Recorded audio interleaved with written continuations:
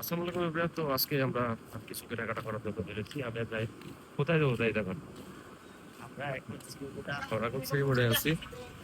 আপনারা দেখতে পাচ্ছেন এখানে কেনাকাটা করার জন্য বেরিয়েছি, তাই না?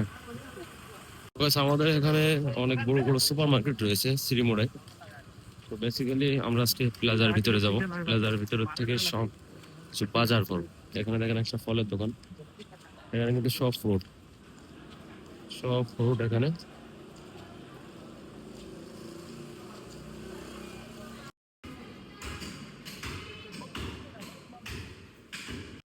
তো গাইস আমরা এই যে সামনে একটা মার্কেট দেখতে পাচ্ছেন, এখান থেকে আমি চিংড়ি মাছ নেব।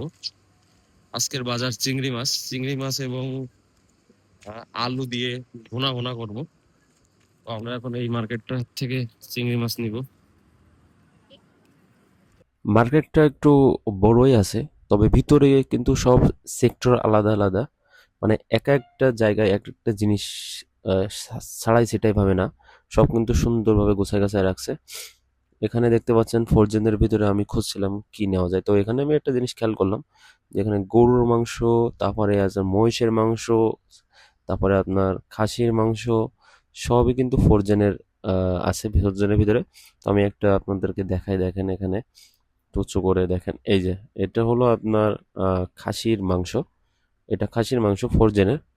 বেসিক্যালি মালয়েশিয়ায় টাটকা জিনিস খুবই কম পাওয়া যায়, তবে টাটকা জিনিস মানে বেশি খায় না এখানে মানুষ, ফোরজেনের জিনিসই বেশি কেনাকাটা করে। তো আমি বেসিক্যালি নিতে আসছিলাম চিংড়ি মাছ।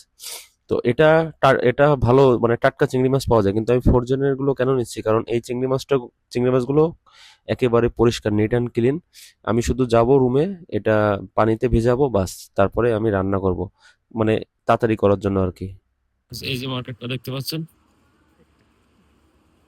এই মার্কেটটা আপনি যা নিবেন সব 2 রিঙ্গিত। যা নিবেন 2 টাকা 40 পয়সা। কারণ একটা ব্যাপার না, মালয়েশিয়ায় যদি বাংলাদেশে এমন একটা মার্কেট থাকতো যে যা নিবেন সব 2 টাকা 40 পয়সা করে, তাহলে কেমন হতো? কমেন্ট বক্সে জানাবেন।